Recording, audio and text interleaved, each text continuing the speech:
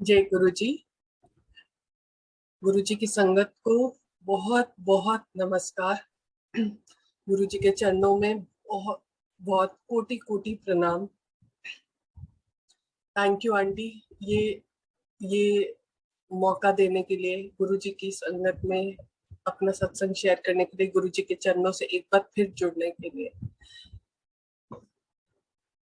मैं अ, मेरे अंकल का सत्संग, मेरे अंकल सुमित जेठरा, उनका सत्संग शायद आप में से बहुत लोगों ने बहुत बार सुना होगा। मैं अपना बताना चाहती हूँ, मैं कैसे गुरुजी के यहाँ आई। मेरे यहाँ, या कहिए कि मैं खुद भी कोई बहुत ज्यादा पहले मंदिर में और वो सब जाना बहुत ज्यादा मैं बिलीव नहीं करती थी। लेकिन अ, ऐसा भी नहीं था कि बहुत अंदर से कोई रिपल्शन है या नहीं है। बस वैसे ही जैसे यंगस्टर्स का होता है कि ठीक है कभी चले जाएंगे, जरूरी नहीं है कि रेगुलरली जाना ही है। जबकि मेरे पापा बहुत ये पूजा पाठ और ये सब बहुत बहुत करते थे, बट फिर भी वो अंदर से ऐसे नहीं आता था।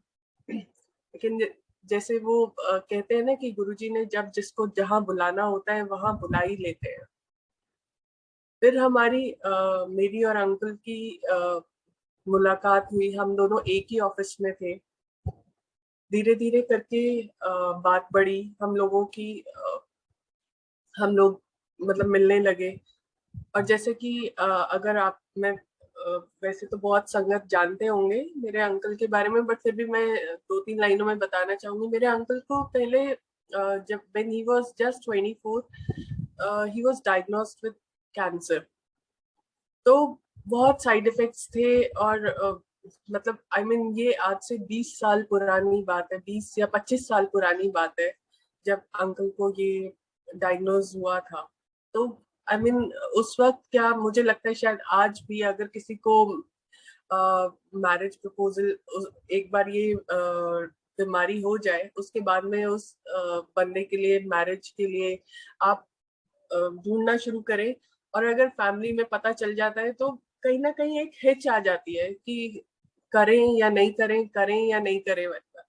Although family background, job wise सब कुछ बहुत अच्छा था, लेकिन सिर्फ एक इस वजह से कि पहले एक कैंसर की हिस्ट्री रह चुकी है, अ, कहीं पे भी बन नहीं रहा था।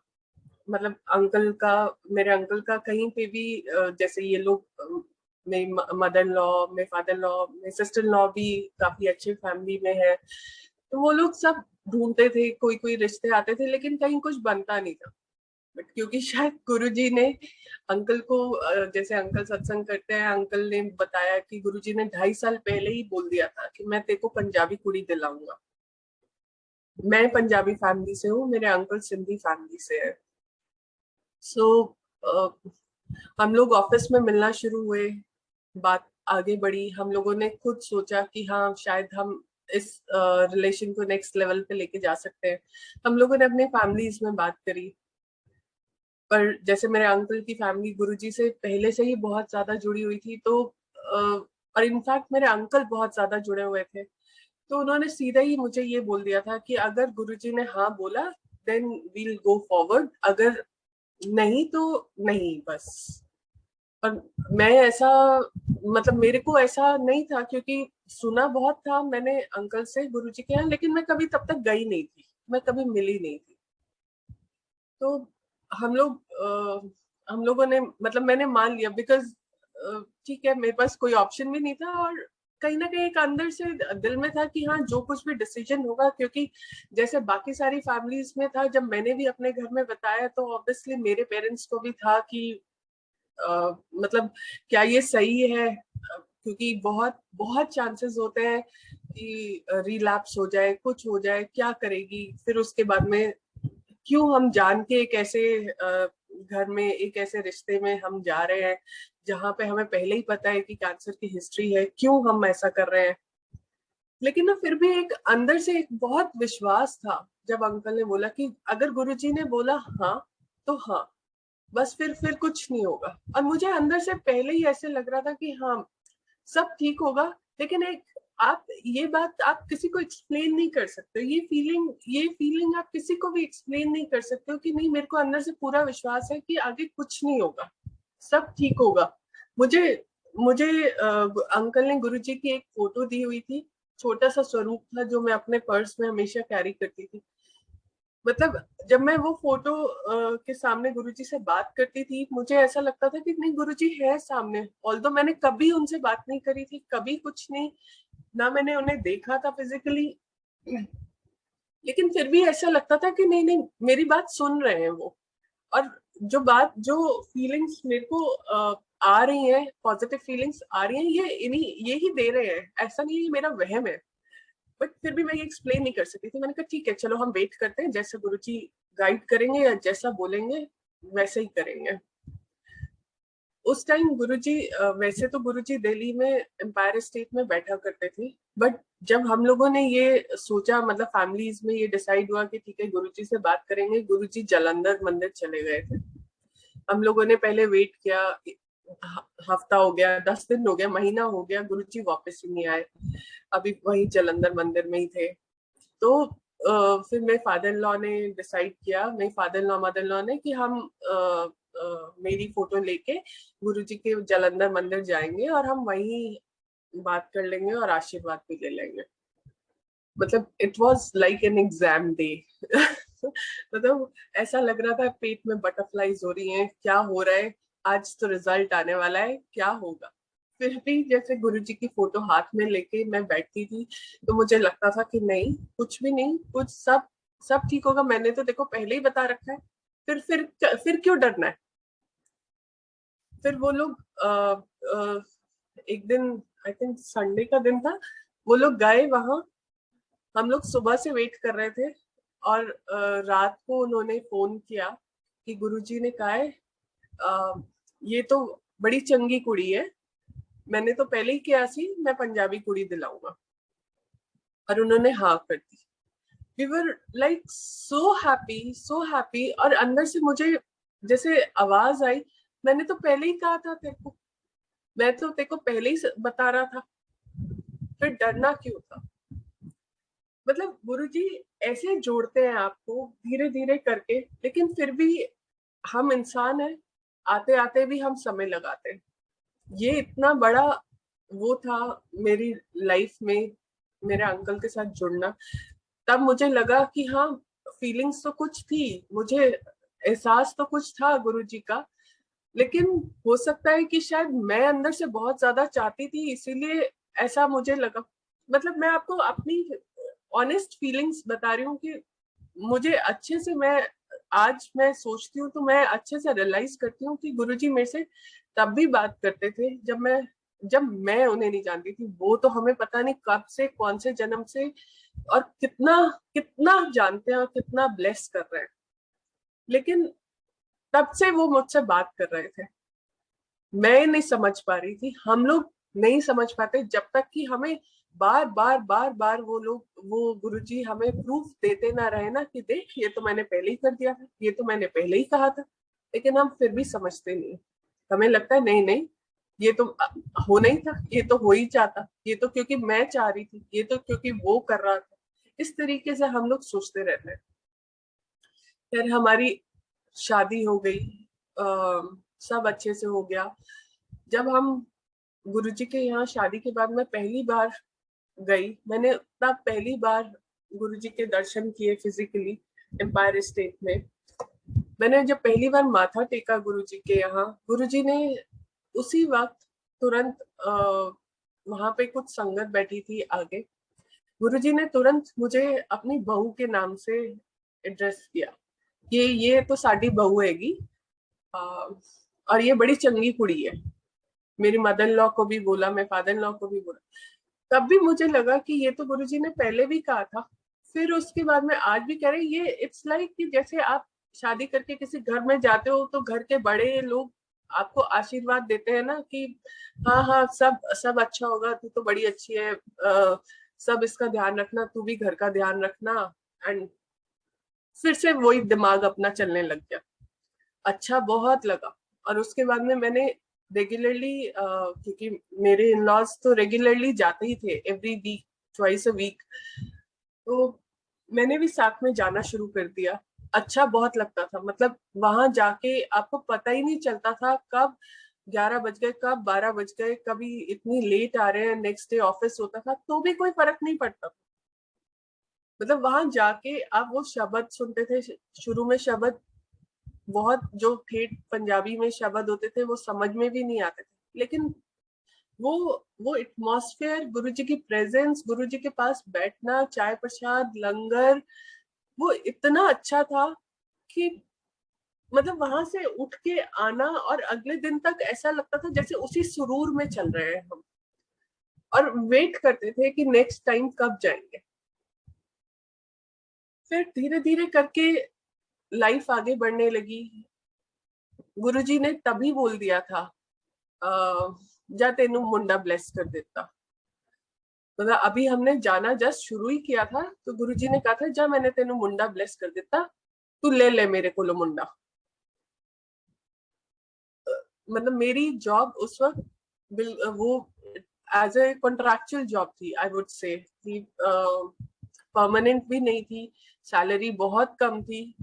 और मेरे हस्बैंड की जॉब, मतलब he was also in government job, but ये कहेंगे कि शायद अभी हम लोगों ने अपना करियर शुरू ही किया था, बहुत ज्यादा हम आगे अपने करियर में बढ़े नहीं थे, तो लगता था कि अरे यार थोड़ा सा करियर तो सेटल कर ले, अभी से अगर हम बच्चों के चक्कर में फंस गए तो फिर तो हम कुछ कर ही नहीं पाएंगे, फिर तो हम इसी में ही बंद जाएंगे।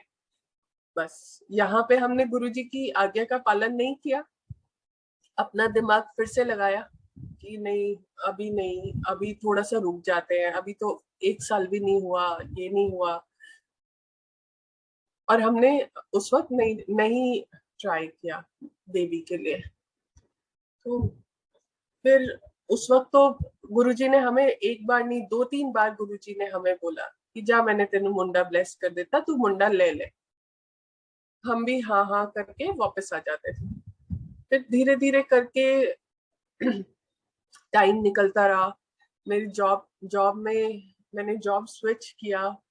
और जब हमने एक्चुअली, आई थिंक 2.5-3 साल बाद हमने एक्चुअली, जब हमने सोचा कि नहीं अब टाइम आ गया है, हम अपनी फैमिली को थोड़ा सा आगे बढ़ाते हैं। आप मानेंगे नहीं संगत जी, हमें इतनी प्रॉब्लम्स आए, इतने प्रॉब्लम्स आए कि आपको बता नहीं सकते। मतलब शायद शायद ही कोई ट्रीटमेंट होगा जो हमने छोड़ा होगा, be it allopathic, be it homeopathic, be it ayurvedic, सब कुछ हमने ट्राई कर लिया, लेकिन किसी से कोई फायदा नहीं हो रहा था, किसी से कोई फायदा नहीं हो रहा था, क्योंकि मेरे अंकल की, जैसे मैंने बताया, कैंसर की हिस्ट्री थी। तो कुछ डॉक्टर्स का तो कहना था कि शायद पॉसिबल ही नहीं हो पाएगा। ऑब्वियसली सुन के धक्का लगता है कि ऐसे कैसे हो गया, ये ये हमारे साथ ऐसे कैसे हो रहा है। और गुरुजी तो एक तरफ बोलते हैं, गुरुजी ने तो बोला था कि मैंने तेनू मुंडा ब्लेस कर देता। फिर फिर डॉक्टर्स तो ये बोल रहे हैं, और हम लोग तो कहीं आगे बढ़ ही नहीं पा रहे, कैसे होगा ये चीजें। परेशान रहे, बहुत परेशान रहे, बहुत परेशानियों। मेरी मदर इन लॉ भी डॉक्टर है, उन्होंने भी कई जगह, जितने वो जैसे उनके नोन में डॉक्टर्स थे, हॉस्पिटल्स जो अच्छे हॉस्पिटल्स थे, टॉप हॉस्पिटल्स, हमने वहां भी अपने ट्रीटमेंट कराए। कोई 6 महीने की दवाई दे रहा है, कोई साल भर की दे रहा है, बट किसी से, बिलीव कीजिए, किसी से कोई फर्क नहीं था। और मेंटल डिप्रेशन जो था वो अलग ही था। फिर 31 दिसंबर 2005 को, जैसे गुरुजी के बड़े मंदिर में फंक्शन था, 31 न्यू ईयर का फंक्शन था गुरुजी के यहाँ। हम लोग सारे फंक्शंस पे हम लोग जाते थे, और मतलब रात को, देर रात तक, इनफैक्ट आधी रात, मिडनाइट के बाद ही कहीं वापस आते थे, जब पूरा फंक्शन वाइंड अप हो जाता था। गुरुजी जब सबको आज्ञा दे देते थे तभी वापस आते थे। तो वो फंक्शन था, पूरा वो लंगर करने के बाद भी हम लोग बैठे रहे, फिर उसके बाद में कुछ सत्संग भी हुए उस दिन। और जैसे जो प्रोग्राम्स थे वो भी हुए। उसके बाद गुरुजी ने सबको बोला कि बस हुन सब आज्ञा लो तो ते चलो। तो जब गुरुजी आज्ञा देते थे तो हम लोग जैसे लाइन बना के गुरुजी के चरणों में अपना शीश झुकाते थे, और उसके बाद गुरुजी कभी कभी प्रसाद देते थे साथ, कभी कुछ भी प्रसाद देते थे हाथ में। उस दिन भी ऐसे ही हुआ, हम लोग लाइन बना के खड़े थे, मेरा नंबर आया, मैंने झुक के गुरुजी को प्रणाम किया। मेरे मन में, आप बिलीव कीजिए संगत जी, कुछ भी नहीं था कि मैं गुरुजी से कुछ मांगू या कुछ करूं। तो ठीक है, अब हमने नहीं मानी उस वक्त, शायद शायद वो सही टाइम था जो हमने नहीं माना। अब जो भी है वी हैव टू एक्सेप्ट, जैसे गुरुजी चाहेंगे वैसे ही होगा। तो हम लोगों ने मेरी बारी आई, गुरुजी ने मेरे हाथ में प्रसाद रखा और एकदम से गुरुजी ने बोला, जा मैंने तेनू दवाई दे देते। सिर्फ एक ये लाइन, 31 दिसंबर था उस दिन, गुरुजी ने बोला मैंने तेनू दवाई दे देती। आप मानेंगे संगत जी, हम लोग इतने टाइम से ट्रीटमेंट ले रहे थे, किसी से कुछ नहीं हो रहा था। And 13 February it was my birthday, full मतलब 1.5 महीना, और मेरी प्रेगनेंसी कंफर्म हो गई सिर्फ गुरुजी के एक कहने से, एक वचन से मेरी प्रेगनेंसी कंफर्म हो गई। इट वाज, मैं आपको अभी भी बता रही हूँ, मैंने उस वक्त जो फील किया, मैं आपको आज बता रही हूँ, मेरे अभी भी गूज बम्प्स हो जाते हैं ये सोच के कि कैसे मिरेकल्स हो जाते हैं गुरुजी के यहाँ आके। आपको सिर्फ मानना है, आप सिर्फ गुरुजी की आज्ञा मानो और कुछ भी नहीं। अंदर से अंदर रहते हैं बहुत सारे इफ्स एंड बट्स रहते हैं, हम ह्यूमंस हैं, हम नहीं छोड़ सकते एक ही बार में ये, चाहे कोई हमें कितना ही समझाए कि नहीं नहीं गुरुजी के यहाँ आ गए हो, आज से सारे अपने इफ्स एंड बट्स छोड़ दो, बस सिर्फ सरे, फिर भी दिमाग चलता है। अगर ये ऐसा हो तो, अगर ये हो जाता, अगर हमने तब कर लिया होता, नहीं, ऐसा नहीं होता। आज्ञा का पालन करो जितना कर सकते हो, जितना। अब तो मैं ये बोलूंगी कि शायद हमेशा ही करिए, लेकिन जो नई संगत है वो शायद एकदम से नहीं जुड़ पाती है। कोई बात नहीं, अपने अपने टाइम से वो भी मुझे लगता है कि शायद गुरुजी ने हर एक का अपना टाइम बांधा हुआ है, कौन कब कितना और कितनी आगे तक गुरुजी के उसमें शरण में निकल जाएगा, हम नहीं कह सकते। लेकिन ये है कि हाँ, मैं अपने एक्सपीरियंसेस जो मेरे रहे हैं, जो मेरी बुद्धि चलती थी, अपना दिमाग में बहुत चलाती थी, मैं आपको वही मैं बता सकती हूँ कि मैंने भी बहुत बहुत अपना वो किया। मेरे को, जैसे मैंने बताया, मुझे शुरू से ही गुरुजी के वो आते थे कि हाँ गुरुजी साथ में हैं, गुरुजी बात करते हैं। टेलीपैथिकली गुरुजी ने मेरे साथ बहुत बात करी है।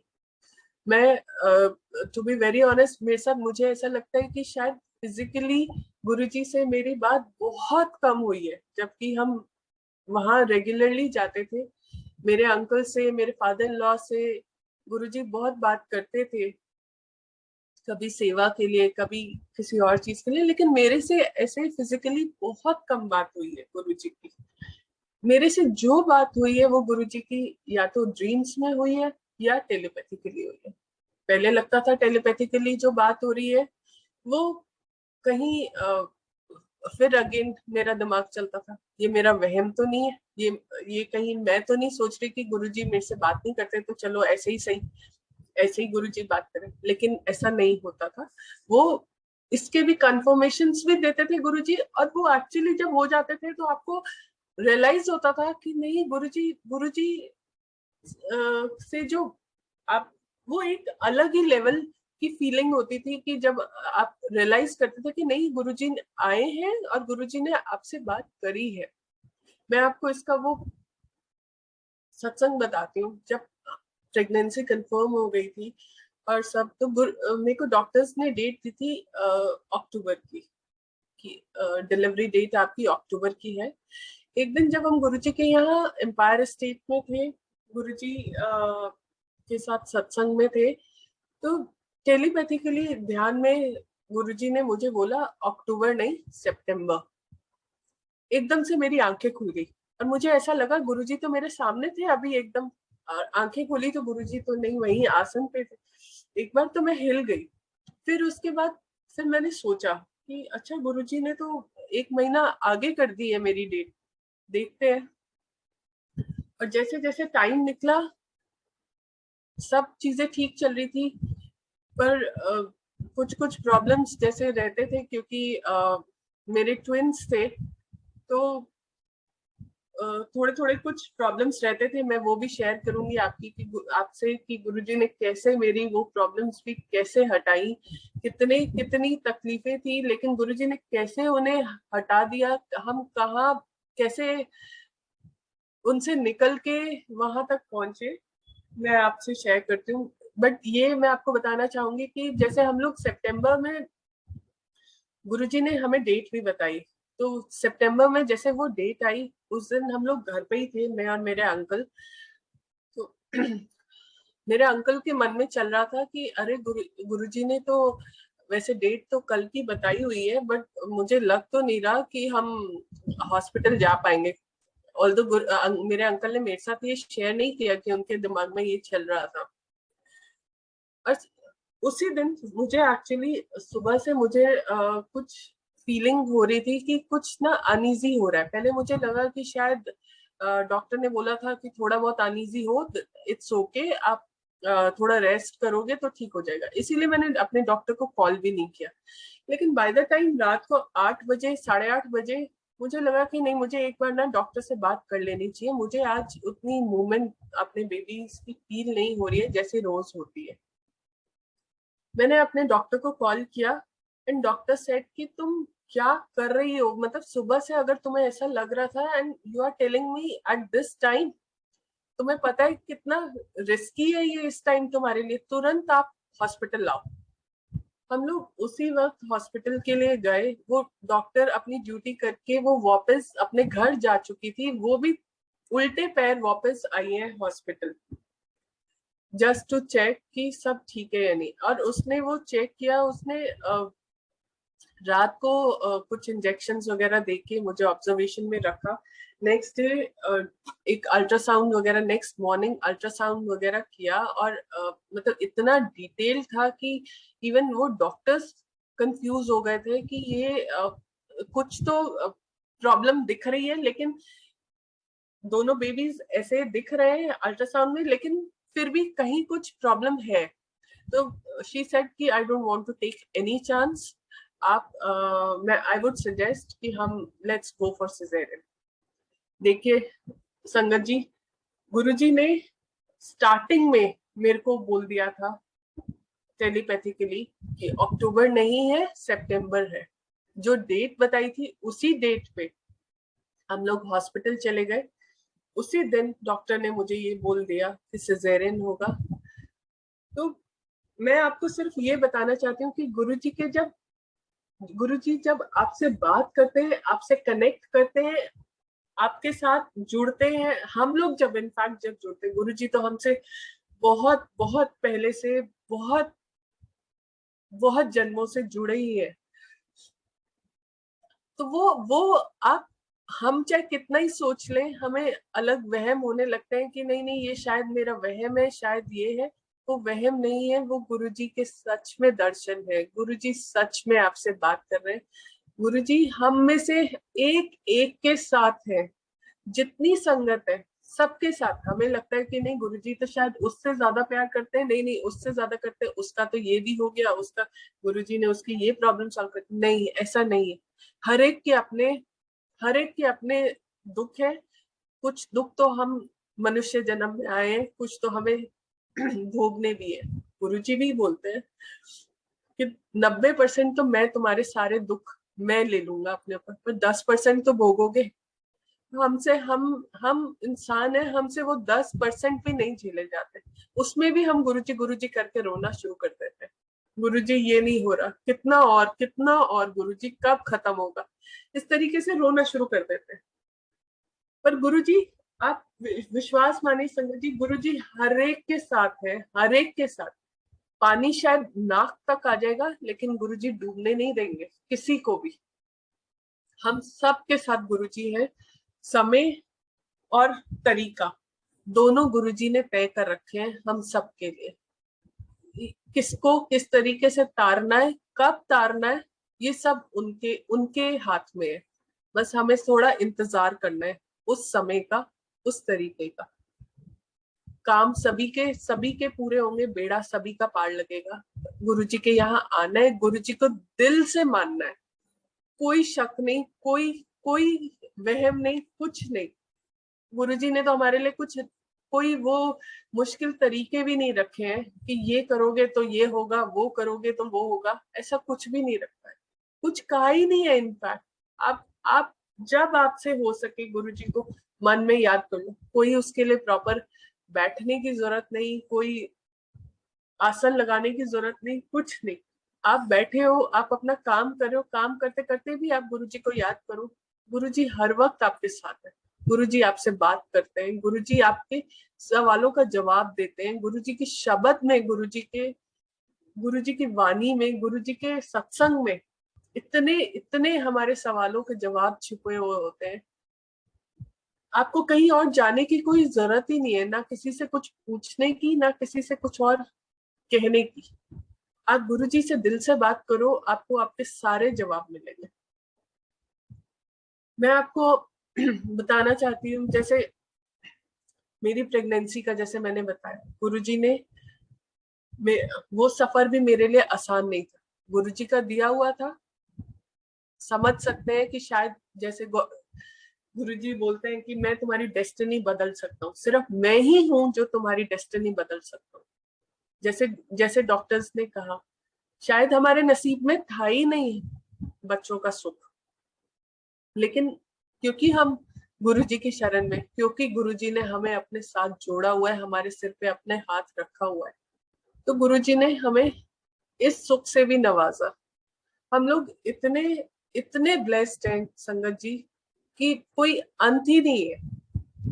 जब फिर भी जो ब्लेसिंग्स आएंगी, जो हमारे नसीब में नहीं है, हमें वो मिला, तो हमें कुछ तो शायद, ये भी शायद उन 10% में ही होगा, जैसा मेरा मानना है, कि जो हमें भोगना ही है।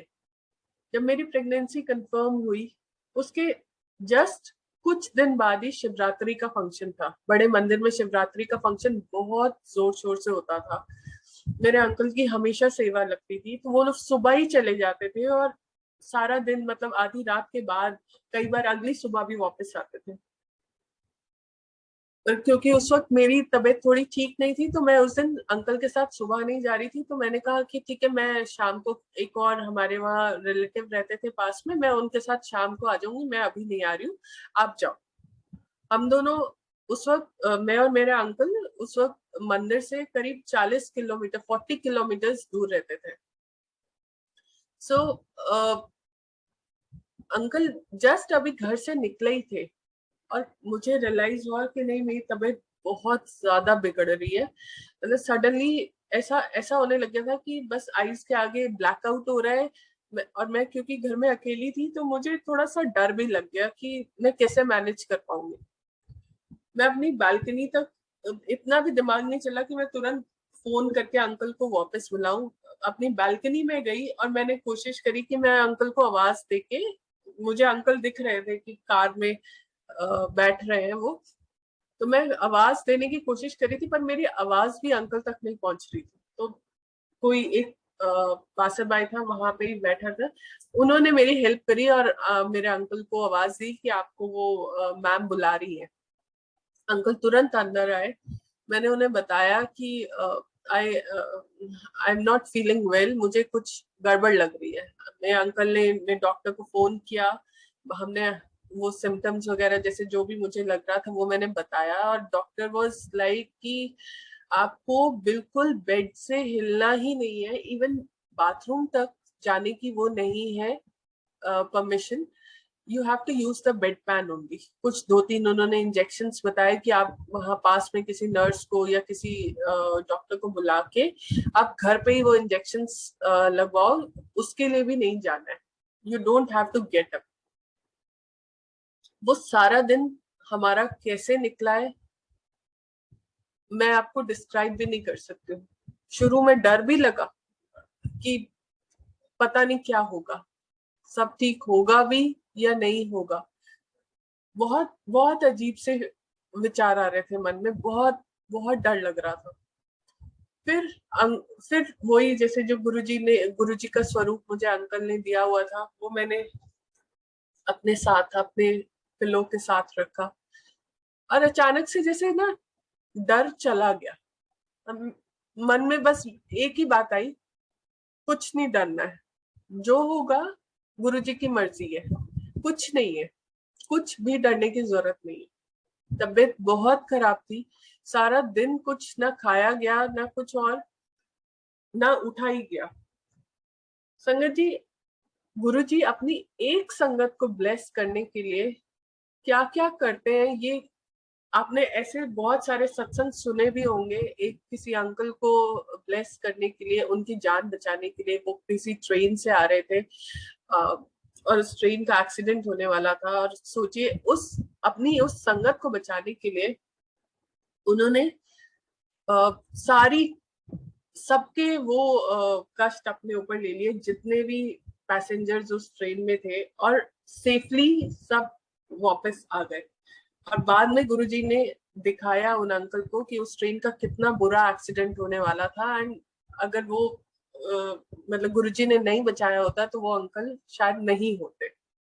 सिमिलरली मतलब मेरे को, मुझे ऐसा लगता है मेरे को ब्लेस करने के लिए गुरुजी ने, वही एक साल था, वही एक वो था जब गुरुजी के बड़े मंदिर में शिवरात्रि के दिन लॉटरी सिस्टम निकला शाम की आरती के लिए।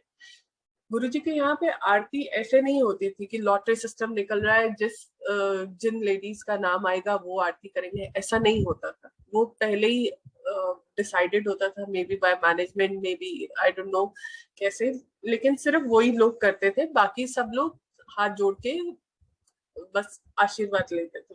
लेकिन एक वही साल था, और क्योंकि हम मंदिर में नहीं थे, मेरे लॉज सारे थे मंदिर में, तो उन्होंने मेरा नाम भी जैसे जो पॉटला वो था उसमें उन्होंने चिट मेरे नाम की भी डलवा दी कि अगर नाम आता है तो, क्योंकि सारी लेडीज का नाम उसमें डल रहा था। पर ये सब कुछ डिसाइडेड तो गुरुजी के तरफ से ही पहले ही था, मेरा नाम आ गया उस लॉटरी सिस्टम में। मतलब ये बात मानने की या विश्वास करने लायक ही नहीं थी कि ऐसा हो सकता है। मेरे ब्रदर इन लॉ को मंदिर से फोन आया शाम को 4 बजे या 5 बजे कि छवि का नाम आया है लॉटरी में, और जो शाम को 7 या 8 लेडीज ने आरती करनी है उसमें छवि का नाम है, तो टाइम से तुम लोग मंदिर पहुंच जाना। विश्वास ही नहीं हुआ, अपने कानों पे विश्वास ही नहीं हुआ कि गुरुजी बुला रहे हैं, ऐसे बुला रहे हैं। क्योंकि शायद जो हालत थी उस हालत से अगर हम इंसान के उसमें सोचे तो शायद मैं उठ ही नहीं पाती, मैं उस दिन मंदिर पहुंच ही नहीं पाती। तो और वो बात सुनते ही, जैसे ही मेरे ब्रदर लॉ का फोन आया, वो बात सुनते ही जाने कहाँ से इतनी एनर्जी आई, इतनी एनर्जी आई पूरे उसमें। मतलब मैं सुबह से, आप 4, 4:30, 5 हो चुके थे, मैंने कुछ भी एक निवाला भी मैंने खाया नहीं था, ना मैं उठी थी। इतना पेन था बॉडी में कि मैं कुछ कर भी नहीं पा रही थी। तुरंत मैं उठी, मैंने उठ के सारा तैयार हुई और सब कुछ हमने किया। मैं अंकल भी फटाफट तैयार हो गए। 40 किलोमीटर दूर था, तेज भी नहीं चला सकते थे कार हम कि हम जल्दी पहुंच जाए। और ऐसा लगा उस दिन जैसे 40 किलोमीटर कहाँ चले गए पता ही नहीं चला। मेरे अंकल बाद में मुझे सत्संग कर रहे थे, मुझे कहते हैं मुझे तो आज ऐसा लगा कि बीच में मैंने आज कुछ एरियाज ऐसे थे जो मैंने आज देखे ही नहीं कि वो आए भी थे रास्ते में या नहीं आए थे, या गुरुजी ने वो रास्ता ही कम कर दिया, हमारा 20 किलोमीटर ही कर दिया। मतलब इतने आराम से हम लोग मंदिर पहुंच गए। जब मैं मंदिर पहुंची तो जस्ट अभी वो सारी लेडीज इकट्ठा हो रही थी वहां पे जो मेन हॉल है उससे पहले वाले रूम में, और हम लोग वहाँ मैं जस्ट तभी पहुंची कि जस्ट आरती शुरू होने वाली है। मैंने आरती करी गुरु जी की। मैं आपको बता नहीं सकती कि मैं इस वक्त और उस वक्त भी मैं क्या फील कर रही थी। मतलब मुझे ऐसा लगा था कि जैसे मैं, भगवान ने सीधा मुझे अपनी शरण में, अपने चरणों में, अपनी गोद में बिठा लिए कि नहीं, कुछ भी नहीं है। अपने इतने, जैसे हमारे पेरेंट्स होते हैं, हमें चोट लगती है कैसे सहलाते हैं ना, कि नहीं कुछ भी नहीं है बेटा, देखो सब ठीक हो गया। ऐसी फीलिंग थी कि गुरु जी मुझसे कह रहे कुछ भी नहीं है, डरने की कोई बात है ही नहीं। जब मैंने दी है तो मैं ही संभालूंगा। बस आरती करी हम लोग, लंगर किया हमने, जैसे मेरे अंकल की सेवा थी, हम लोग बैठे भी मंदिर। उसके बाद हम नेक्स्ट डे हम घर गए। डॉक्टर को हमने नहीं बताया कि हम 40 किलोमीटर आना, 40 किलोमीटर जाना, मतलब अराउंड 80 किलोमीटर हमने ट्रैवल किया है। हम लोग इतनी देर तक हमने, हम बैठे भी, सब कुछ किया, हमने कुछ नहीं बताया। और डॉक्टर को नेक्स्ट डे भी जब हमने फोन किया तो डॉक्टर ने कहा कि नहीं अभी भी नहीं आना, आप 2 दिन बाद आना मेरे पास, आप रेस्ट करो। 2 दिन बाद हम लोग जब डॉक्टर के क्लिनिक गए, अल्ट्रासाउंड हुआ, एंड उन्होंने मेरे हस्बैंड को भी अंदर रूम में बुलाया। पहले मेरे हस्बैंड को लगा कि शायद कुछ गड़बड़ हो गई है, या कुछ तो बताना चाहती है, तभी वो अंदर ऐसे बुला रही है। तो शी सेड कि देखिए ये आपके जो दोनों बेबीज हैं, both the babies are absolutely fine, कोई कोई दिक्कत नहीं है, एक्सेप्ट दैट कि जो प्लेसेंटा होता है, जिससे बेबी को फूड मिलता है, दोनों बेबीज को, वो डिटैच हो गया है। उससे उससे उसके आगे कुछ एक ब्लड क्लॉट है, वो आ गया है। लेकिन उसके बावजूद भी both the babies are doing absolutely fine. There's nothing to worry. Except आप थोड़ा सा वो रेस्ट करो, कुछ मेडिसिन उसने प्रिस्क्राइब करी, एंड वी टुक दैट, और सब ठीक हो गया। ये संगत जी, ये कोई नहीं कर सकता, ये कोई नहीं कर सकता, ये कोई भगवान कोई नहीं कर सकता, ये सिर्फ हमारे गुरुजी कर सकते हैं। हमारे गुरुजी हमारी डेस्टिनी बदल सकते हैं। हमारे गुरुजी एक बार आपको अपनी शरण में ले लेते हैं। हम शायद भूल जाए एक बार को उन्हें शुक्राना अदा करना, उनसे उन्हें याद करना, वो हमें नहीं भूलते, वो हमारा हाथ नहीं छोड़ते। हम भूल जाते हैं, हम इंसान है ना, हम खुश होते हैं, हम भूल जाते हैं कि गुरु जी को शुक्राना अदा करना है। एक एक सांस जो हम ले रहे हैं, एक एक कण जो हम जी रहे हैं, शायद हम होते ही नहीं, शायद हमारी डेस्टिनी ऐसी होती ही नहीं।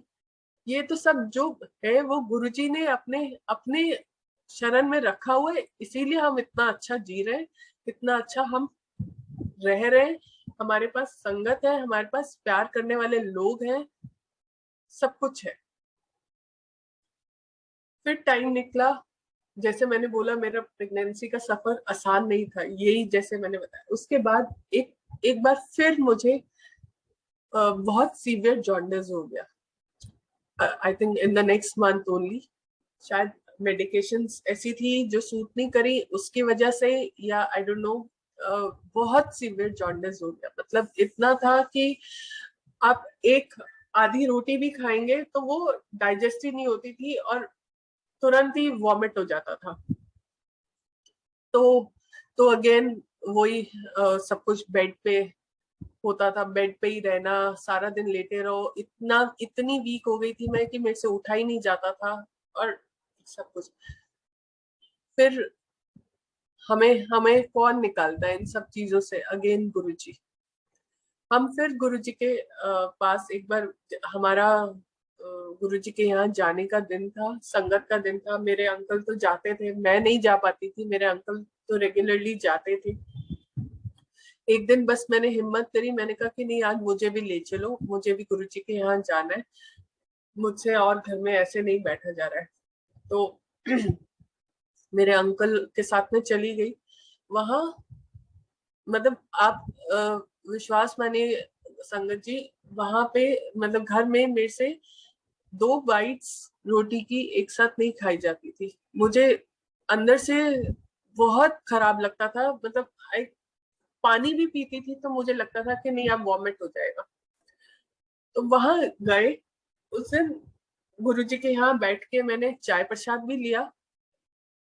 लंगर में कहते हैं सब प्रसाद है, शायद गिनना भी नहीं चाहिए या कहना नहीं चाहिए कि क्या था आज लंगर में, ये सब्जी बनी थी या वो बनी थी, बोलते हैं कि शायद नहीं बोलना चाहिए।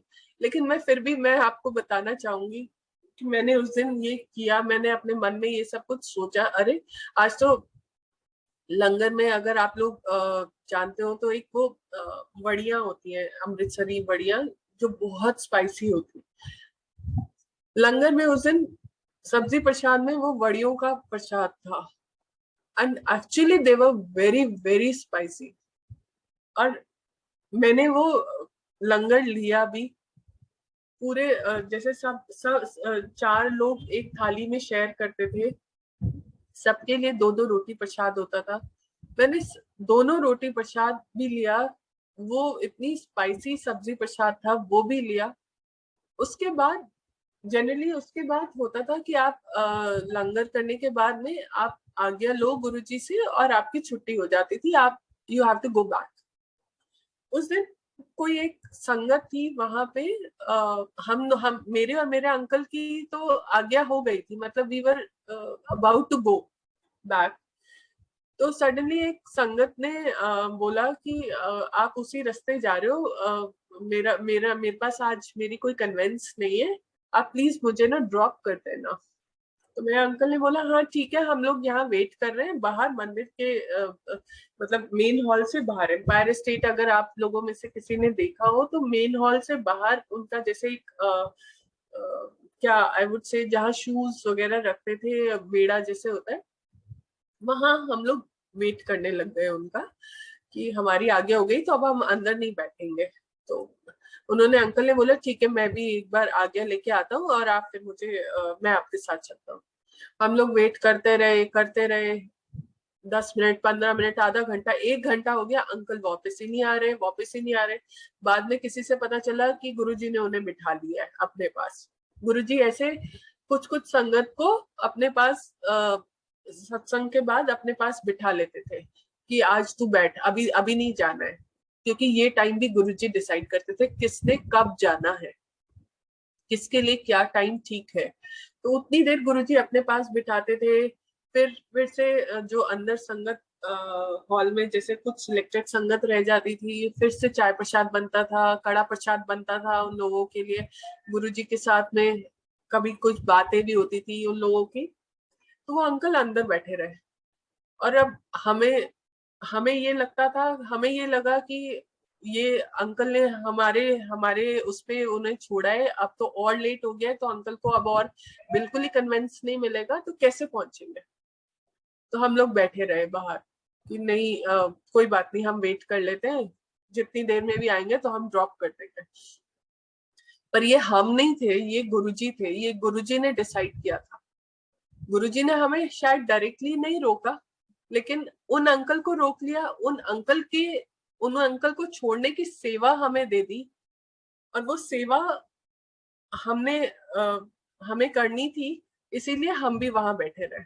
ये गुरुजी ने सीधे से हमें नहीं रोका, कह सकते थे, पता नहीं क्यों, इसमें भी कोई गुरुजी का कुछ वो होगा। जो सब मैं ये साफ बोलूंगी संगत जी की, शायद जो गुरुजी बोलते हैं, जो गुरुजी करते हैं, सब बातों का मतलब हम नहीं समझ पाते, लेकिन फिर भी मैं आपसे रिक्वेस्ट करूंगी, जैसे जो गुरुजी ने सिखाया है, जो कहा है, हमें बस मान लेना चाहिए। चाहे उसमें हमें समझ आ रहा है कि ये हमारे लिए अच्छा है नहीं है, ये सब बातें छोड़ के बस हमें मान लेना चाहिए। हम वेट करते रहे गुरुजी का, वो उन संगत का, अंकल का, कि वो आएंगे तो हम बाहर घर चलेंगे। तो एक आंटी अंदर से आई, उन्होंने कहा अरे तुम लोग यहाँ क्यों बैठे हो, गुरुजी ने सबके लिए कड़ा प्रसाद बनवाया है, तुम भी आके ले लो। तो हमने आंटी को बताया कि नहीं आंटी, हमारी तो आज्ञा हो गई है, तो इसीलिए फिर अब हम अंदर नहीं जाएंगे। तब ऐसे होता था कि आपकी अगर एक बार आज्ञा हो गई है तो आप वापस अंदर हॉल में नहीं जाते थे। हमने कहा नहीं, तो उन आंटी ने बोला कि नहीं कोई बात नहीं, आप पूरा अंदर तक वहां तक मत बैठो, पर आप थोड़ा अंदर बैठो, मैं आपके लिए प्लेट में कड़ा प्रसाद डाल रही हूँ, दोनों के लिए, आप ले लो। हमने उनकी आंटी की बात मान ली। हम लोग थोड़ा सा अंदर सीढ़ियों तक, मतलब फर्स्ट फ्लोर की वहां पे सीढ़ियां थी, वहां तक जाके बैठ गए और हम लोगों ने कड़ा प्रसाद हमारे लिए आंटी लेके आ गई। सॉरी। संगत जी आप मानिए, उस कड़ा प्रसाद, वो एक छोटी क्वार्टर प्लेट थी जिसमें कड़ा प्रसाद था, और जितना कड़ा प्रसाद था उससे डबल उसमें देसी घी पूरी प्लेट में बह रहा था। इतना इतना इतना देसी घी उसमें। आप सोचिए, एक जॉन्डिस का पेशेंट है जो, जिसे बिल्कुल भी ये सारी चीजें, फैटी चीजें अलाउड नहीं है, जो घर में, मतलब मैं पानी तक भी मैं डाइजेस्ट नहीं कर पा रही थी। मैं आपको ये बताना चाहती हूँ कि गुरुजी के यहाँ आके मैंने उस दिन कड़ा प्रसाद भी खाया। वो सारा कड़ा प्रसाद हम दोनों ने खत्म किया, सारा। फिर वो लंगर भी किया, चाय प्रसाद भी पिया, एंड मुझे इतनी सी भी प्रॉब्लम नहीं हुई। ये गुरुजी के तरीके हैं, जो कैसे आपको किस चीज से ठीक करना है ये सिर्फ वो ही जानते हैं। ऐसे ऐसे आपने सत्संग बहुत सारे सुने होंगे कि गुरुजी के यहाँ कोई डायबिटीज का पेशेंट आ रहा है तो गुरुजी उसे मुट्ठी भर भर के जलेबी, बर्फी, प्रसाद, और ऐसे एक बार नहीं, वहीं बिठा के दो दो तीन तीन बार पूरा खिलाते थे अपने सामने। और नेक्स्ट डे या जब भी नेक्स्ट टेस्ट कराएं तो उनके डायबिटीज, उनके वो लेवल्स इतने नॉर्मल आते थे, अप टू द मार्क आते थे कि वो अनबिलीवेबल होते थे। वो ही मेरे साथ, मतलब उस दिन के बाद, वो दिन था और उसके बाद से मेरे को कभी वो प्रॉब्लम हुई नहीं। और वो धीरे धीरे करके वो मेरा जॉन्डिस का वो कैसे खत्म हो गया वो तो मुझे याद ही नहीं रहा, क्योंकि उसके बाद में मेरे को प्रॉब्लम नहीं हुई, तो वो सब चीजें मेरे दिमाग दिमाग से ही हट गई कि मेरे वो चल रहा है, मैं नॉर्मल वो जो भी मेडिसिन थी वो खाती रही, बस वो अपने टाइम से वो खत्म हो गई। कोई साइड इफेक्ट्स, जो एक्चुअली प्रॉब्लम पहले भी साइड इफेक्ट से ही ज्यादा थी कि आप ना बैठ पा रहे हो ना उठ पा रहे हो, वीकनेस इतनी है, वो सब कहाँ चला गया, कुछ कुछ पता ही नहीं चला। ये सिर्फ गुरुजी कर सकते हैं। गुरुजी के तरीके अलग हैं, गुरुजी के तरीके हम लोगों को तारने के, हमें हमें ब्लेस करने के बिल्कुल अलग है। आप किसी और को जो नॉन संगत है, जो गुरुजी से नहीं जुड़े हैं, आप उन्हें बताओगे वो मानेगा भी नहीं, विश्वास ही नहीं करेंगे। लेकिन ये सिर्फ हम कर सकते हैं, हम विश्वास कर सकते हैं आज, क्योंकि हमने सबने ये फील किया है, हमने ये सबने एक्सपीरियंस किया है। ऐसे ही जब हमारी लाइफ आगे बढ़ती रही, हमारे टाइम से हमारे बच्चे हुए,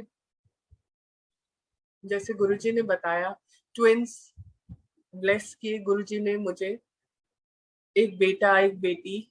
और जब मेरे mother in law father law जिस दिन ये दोनों हुए उन्हें बताने गए, तो गुरुजी ने उस वक्त एम्पायर स्टेट में सारी संगत बैठी थी, संगत के सामने खुश होके, बहुत खुश होके सबको बताया कि कभी देखा है कैंसर वाले को बच्चे होंदे हुए?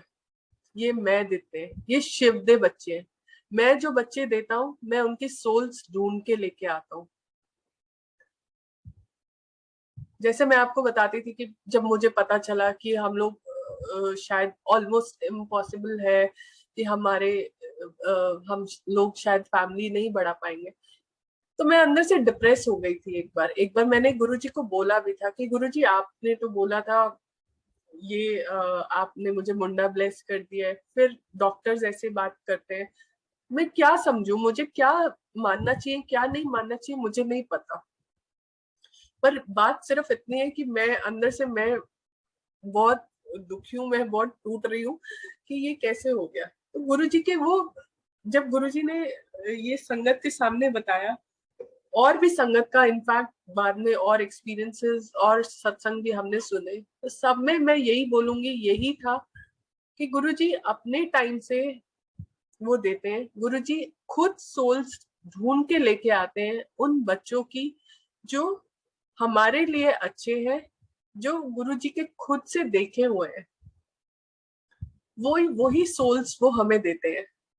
जब गुरुजी ने कहा ये शिव के बच्चे, तो ये सिर्फ कहने की बात नहीं थी, ये गुरुजी ने वहां कहा। और जब हम ये बच्चे हमारे पास आए थे, इसका प्रैक्टिकली गुरुजी ने हमें वो दिखाया।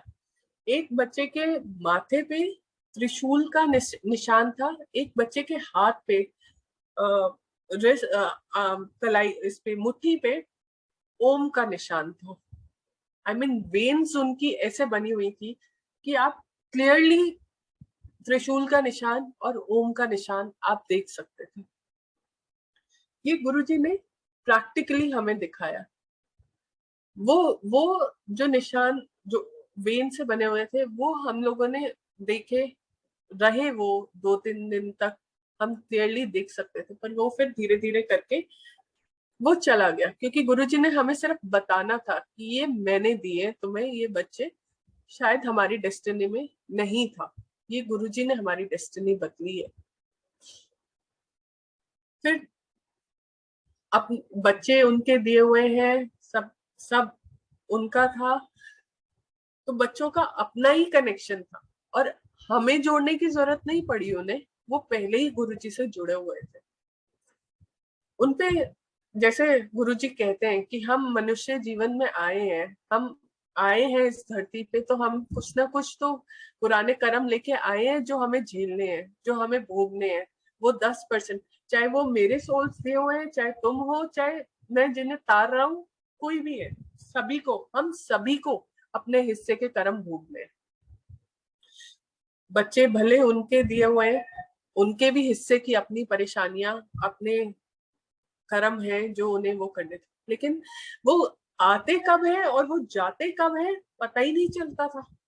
मेरी बेटी जब सारे बच्चे रात को तंग करते हैं शुरू में सोने में और वो सब, लेकिन वो 4 महीने की हो गई थी, और उसके बाद में भी वो सारी रात संगत जी वो सोती ही नहीं थी। और क्योंकि ट्विंस थे, मेरे अंकल की जॉब थी, हमारे साथ में एक मेड मैंने फुल टाइम भी नहीं थी, इनफैक्ट वो सुबह से शाम तक जैसे बस सिर्फ वो थी हेल्प के लिए। तो मेरा बेटा 12 बजे सोता था और 5 बजे उठ जाता था, और मेरी बेटी वो पूरी रात सोती ही नहीं थी, 4 बजे सोएगी और 5 बजे मेरा बेटा उठ जाएगा। आप मानिए संगत जी, 4 महीना ऐसे ऐसे निकालने के बाद में बिल्कुल पागल जैसी सी हालत हो गई थी कि सारी सारी रात सोने को नहीं मिलता था, और उसके बाद में दिन भर भी ये नहीं समझ में आता था कि कब आराम करो, क्योंकि कभी एक उठ रहा है, कभी दूसरा उठ रहा है, कभी एक को कोई परेशानी है, कभी दूसरे को कोई परेशानी है। तो बिल्कुल समझ ही नहीं आता था कि ऐसी हालत हो गई है। फिर हमें गुरुजी के यहाँ से जालंधर में कोई मैरिज थी, किसी संगत के यहाँ पे, वहां से इनविटेशन आया।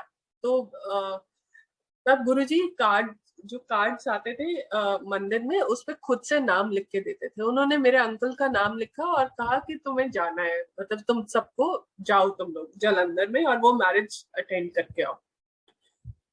तो पहले समझ नहीं आया कि कैसे दोनों बच्चों को लेके जाएंगे। फिर हमने डिसाइड किया कि ठीक है, ये मैं हम लोग ये बेटी को लेके चलते हैं। और एक और संगत ने भी हमें बोला था कि वो भी साथ में चलेंगे, कि वो भी हमारे साथ में, हम लोगों ने सेम गाड़ी से हम लोग वहां जालंधर मंदिर चले गए। और मैंने मेरे बेटी को मेरे पेरेंट्स के पास में एक दिन के लिए छोड़ा। हमने सोचा सुबह जाएंगे और रात तक हम लोग वापस आ जाएंगे। तो मेरी बेटी को हम लोग साथ में लेके गए। जालंधर गए थे शादी पे। मन बहुत था कि जालंधर मंदिर में भी दर्शन कर लें, जब वहां तक गए हैं तो जालंधर मंदिर में भी दर्शन कर लें, लेकिन स्ट्रिक्ट ऑर्डर्स थे मंदिर से कि संगत को सिर्फ शादी में जाना है, मैरिज फंक्शन अटेंड करना, वहीं से वापस आ जाना है, कोई भी मंदिर की तरफ नहीं जाएगा। तो गुरुजी की आज्ञा का पालन तो करना ही था। और सारे रास्ते जैसे मैंने वो बताया, मेरी बेटी का ना वो सोने का पैटर्न ही बहुत अजीब था, वो सारी रात सोती नहीं थी, और उसके बाद में दिन में आप उसे कितना ही उठा लो, मतलब उसे उठा के बिठा भी दो उसके आगे, मैं कहती हूँ बैंड बजा लो, वो उठती नहीं थी। वो इतनी डीप स्लीप में रहती थी कि उसे कुछ नहीं पता चलता था। और वो सारे रास्ते उस दिन भी वो सोती चली गई। मैंने सोचा था कि आज मैं इसे सोने ही नहीं दूंगी रास्ते भर में। मैं, और रात को जब हम घर पहुंचेंगे, जब सारा दिन थक जाएगी तो उसके बाद रात को सोएगी। पर वही ना कि हम सोचते हैं, हम हमारे सोचने से कुछ नहीं होता है। फिर हम लोग वहां गए, और वो एज यूजुअल मेरी बेटी वो सारे रास्ते सोती, ऑलमोस्ट सारे रास्ते सोती गई। और हम लोग वहाँ मैरिज फंक्शन हमने अटेंड किया, आफ्टरनून की मैरिज थी तो अटेंड किया। और सडनली वहां पे किसी संगत ने आके बोला कि अभी अभी दिल्ली मंदिर से फोन आया है, तो जो संगत अब थोड़ी सी रह गई है वो लोग जालंधर मंदिर जाके दर्शन कर सकते हैं, लेकिन थोड़ी देर। हम लोग इतना खुश हो गए, हम लोग जाके हम लोगों ने वहां जालंधर मंदिर गए, वहां हमें चाय प्रसाद मिला। जाने मेरा क्या मन आया, मतलब मैंने वो चाय प्रसाद जो हमें मिला, मैंने उसमें से एक एक बूंद जैसे होता है वो लेके अपने बेटी को वो जैसे उसके मुंह में चटवा दिया कि हम मंदिर आए हैं तो इसे भी चाय प्रसाद मिल जाए। पर वो सारे, बस वो प्रसाद हम लोगों ने वहां पे वो लिया, और उसके बाद में हम वापस दिल्ली की तरफ आ गए।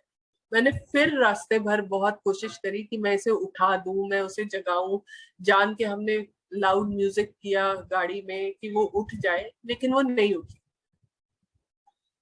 तो मैं और मेरे हस्बैंड मन ही मन बड़ा डर रहे थे उस दिन कि आज तो रात को हम दोनों तो वैसे ही इतना थक जाएंगे जब तक घर पहुंचेंगे, और ये सोने नहीं देगी, तो आज तो बहुत मुश्किल रात जाने वाली है।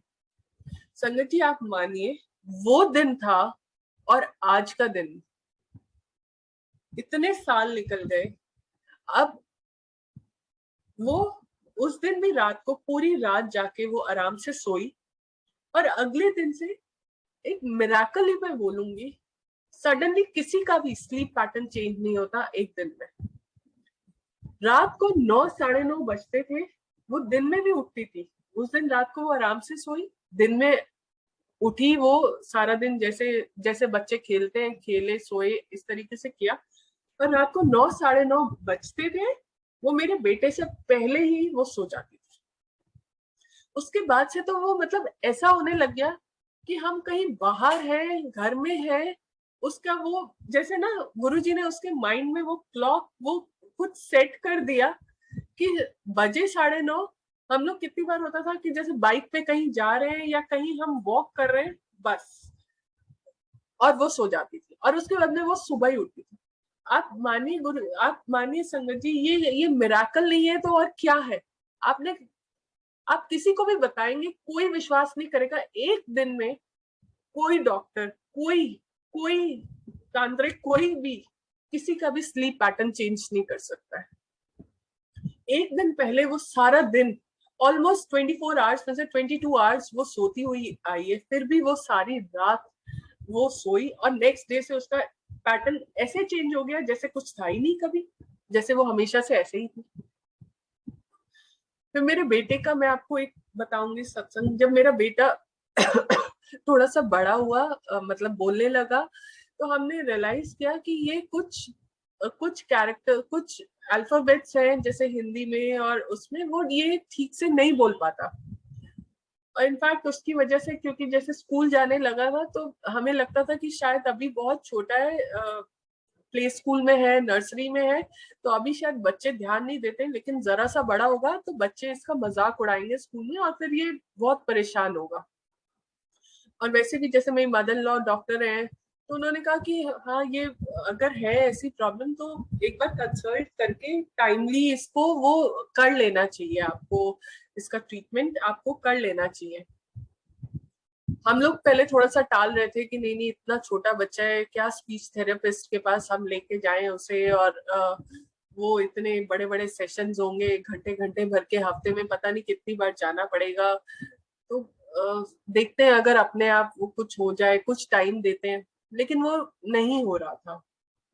और हम रियलाइज कर रहे थे कि वो काफी ज्यादा वो वर्ड्स में वो प्रॉब्लम हो रही थी उसे। इनफैक्ट कुछ तो ऐसे वर्ड्स थे जैसे जो बहुत फ्रीक्वेंटली यूज होते थे और वो सारे ही वो बहुत बहुत खराब बोलता था।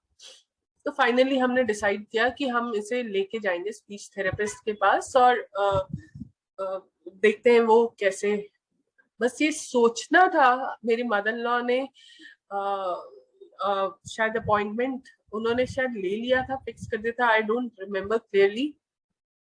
मतलब कोई स्कूल का दिन था, मंडे या ट्यूसडे, और मे बी वीकेंड के लिए उन्होंने किसी थेरेपिस्ट से अपॉइंटमेंट ले लिया था। तो हम लोग जैसे स्कूल के लिए मैं इन्हें रेडी करती थी सुबह, तो सुबह उठ के मैं इसे रेडी कर रही थी और ये मेरे से तैयार होते होते कुछ बातें कर रहा था। तो मैंने बातें करते करते इसने मुझे ना वही वही सारे वर्ड्स वो सब इसकी बातों में उस दिन आ रहे थे। तो मैंने रियलाइज किया ये आज तो सडनली बिल्कुल सब कुछ ठीक बोल रहा है। मुझे विश्वास नहीं हुआ। मैंने जान के फिर से वो बातें बोलनी शुरू करी जिसमें इसके आंसर्स ऐसे हो कि वो इसे बोलना ही पड़े। और वो बिल्कुल ठीक बोल रहा था। फिर मैंने मेरे हस्बैंड को अलग से बोला, मैंने कहा आप कुछ और ऐसी बात करो जैसे जिससे पता चले। And he did the same. और उसके बाद में हम लोगों ने मतलब क्या मैं बोलूं संगत जी, मतलब अभी हमने सिर्फ ये सोचा कि हम इसे लेके जाएंगे ट्रीटमेंट के लिए, और वो गुरुजी ने उसका ट्रीटमेंट तो पहले ही कर दिया। हमें हमें कुछ करना ही नहीं पड़ा। जो जो बच्चा वो वर्ड्स ठीक नहीं बोल पा रहा था, सडनली एक रात में वो कैसे वो सब वो ठीक कर पाया।